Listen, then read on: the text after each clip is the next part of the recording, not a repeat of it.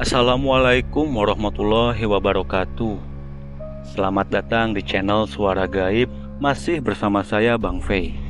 Terkadang hal-hal mistis tidak dapat dibuktikan secara rasional, namun cukup untuk membuat bulu kuduk kita merinding.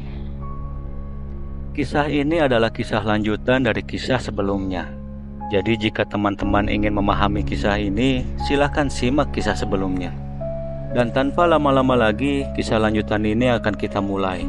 Simak sampai habis dan ambil pelajaran di dalamnya.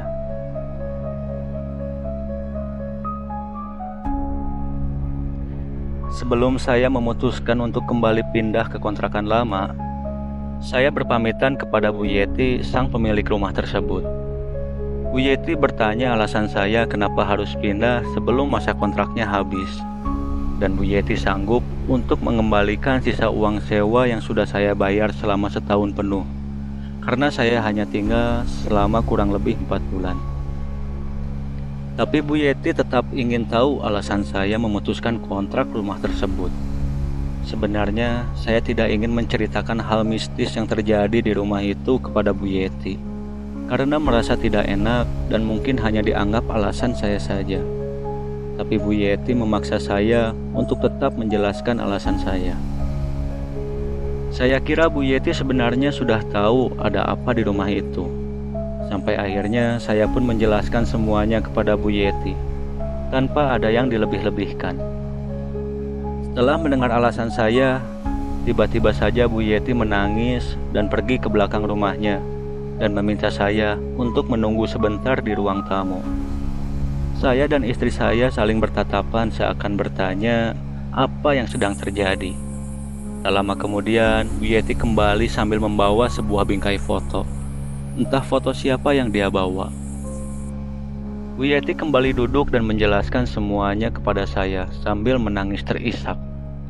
Bu Yeti memperlihatkan bingkai foto itu kepada saya dan menunjuk ke salah seorang yang ada pada foto tersebut, dan itu adalah almarhum suaminya. Jadi menurut Bu Yeti, dulu sebelum suaminya meninggal, suaminya ini pernah mendalami ilmu yang entah apa namanya. Dan karena ilmu itulah, almarhum suaminya mendapatkan harta yang sangat banyak. Bukan seperti pesugihan, tak pernah ada tumbal di sekitaran warga lokal. Bahkan tak ada satupun anaknya yang menjadi korban. Tapi sebenarnya tumbal dari ilmu tersebut adalah dirinya sendiri. Menurut Bu Yeti, setelah almarhum mendapatkan kekayaan, beliau membeli banyak tanah, termasuk membangun sebuah rumah yang saya kontrak, sehingga dijuluki sebagai juragan tanah di daerah tersebut. Beliau juga sangat ramah kepada warga sekitar, sehingga tak ada satupun warga yang membencinya. Usut punya usut, setelah beliau sudah di penghujung hidupnya, beliau memberitahu kepada Bu Yeti ilmu yang dipelajarinya itu. Menurut beliau, ilmu itu didapatkan di sebuah gunung di Jawa Barat. Dan saat beliau berguru pada seseorang di gunung itu, beliau menginginkan satu hal, yaitu kemakmuran dan kekayaan untuk keluarganya. Karena beliau tidak ingin melihat anak dan istrinya hidup dalam kesulitan menghadapi zaman modern ini. Karena itulah beliau dikabarkan bersekutu dengan makhluk yang ada di gunung tersebut dan menukarkan nyawanya dengan harta yang melimpah. Dan semua itu beliau lakukan demi keluarganya. Tapi setelah beliau wafat, tanah yang beliau beli dan ditanami oleh banyak sayuran dan sawah mendadak menjadi gersang dan tidak subur. Bahkan tak jarang sawahnya gagal panen, serta ladang sayur miliknya pun tidak menghasilkan apa yang diharapkan. Begitu juga rumah yang beliau bangun menjadi rumah yang angker menurut warga sekitar. Bahkan tak jarang warga pun sering melihat sesosok pocong dengan wajah yang hitam serta kapas yang masih menutupi matanya. Yang menurut warga, sosok itu adalah sosok almarhum suami Bu Yeti yang tidak diterima di dunia karena ilmu hitamnya. Dan ketika itu pula warga menjauhi keluarga Bu Yeti karena mereka takut akan teror yang akan menimpanya. Tak banyak yang bisa Bu Yeti lakukan selain pasrah dan berserah kepada Allah dan meminta ampunan terhadap dosa dari almarhum suaminya. Dan hanya itu yang saya dengar dari Bu Yeti. Mungkin masih banyak yang masih dirahasiakan Bu Yeti tentang almarhum suaminya. Tiba-tiba saja perasaan merinding menyelimuti tubuh saya setelah mendengar cerita dari Bu Yeti. Dan benar saja, setelah Bu Yeti selesai dengan ceritanya, saya melihat bayangan putih tepat di kaca belakang rumah Bu Yeti. Karena tak kuasa menahan rasa takut, saya pun segera pamit kepada Bu Yeti. Dan saya mendoakan almarhum suami Bu Yeti agar dosanya diampuni Yang Maha Kuasa, serta keluarganya diberi ketabahan dan kesabaran. Dan saat itu juga saya segera pamit kepada Bu Yeti, sembari Bu Yeti mengembalikan uang sisa sewa rumah kepada saya. Singkat cerita, saya dan keluarga kecil saya sudah kembali ke kontrakan lama.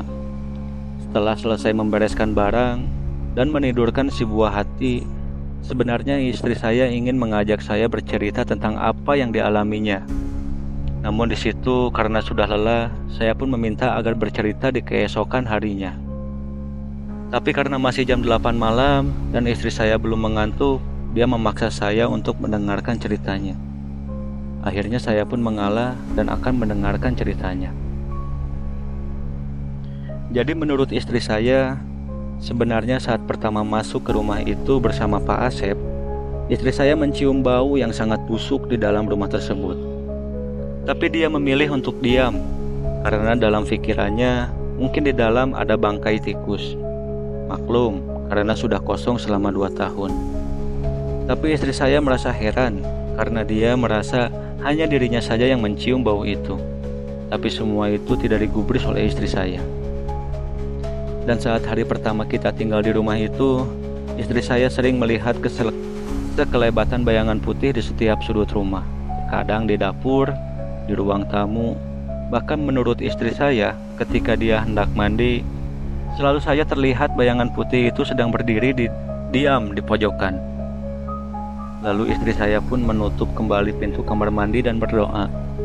Selesai berdoa, istri saya kembali membuka pintu kamar mandi dan sosok itu pun sudah tidak ada.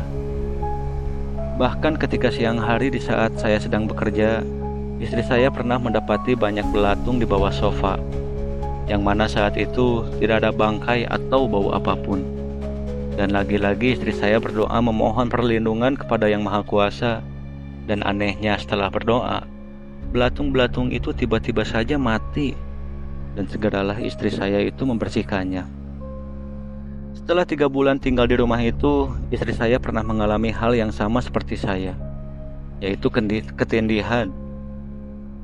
Dan dia melihat sosok pocong dengan wajah yang hitam serta kapas yang masih menutupi matanya, tengah berada di pojokan tembok kamar. Dan menurut ceritanya, pocong itu mengatakan hal yang sama seperti yang pocong itu katakan kepada saya. Namun bedanya, istri saya tidak pingsan, melainkan sosok pocong itulah yang seakan-akan merintih kesakitan ketika mendekati istri saya.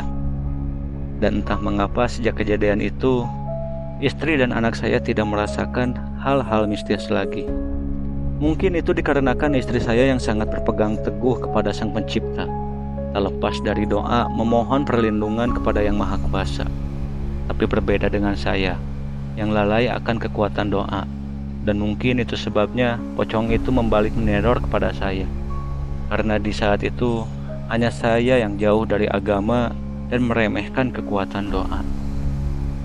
Dan begitulah kisah yang pernah saya alami. Sebuah pengalaman yang tidak akan pernah saya lupakan. Dan semenjak saat itu, saya ingin kembali mendekatkan diri kepada Sang Pencipta. Semoga dari apa yang saya alami dapat memberikan sebuah pelajaran yang baik.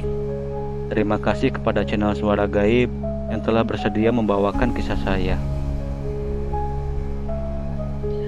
Jika teman-teman menyukai kisah ini, dukung channel ini dengan cara like, komen, share, dan subscribe. Dan jangan lupa bunyikan loncengnya agar tidak terlewatkan kisah-kisah horor lainnya, karena masih banyak kisah yang akan saya ceritakan di channel ini. Wassalamualaikum warahmatullahi wabarakatuh.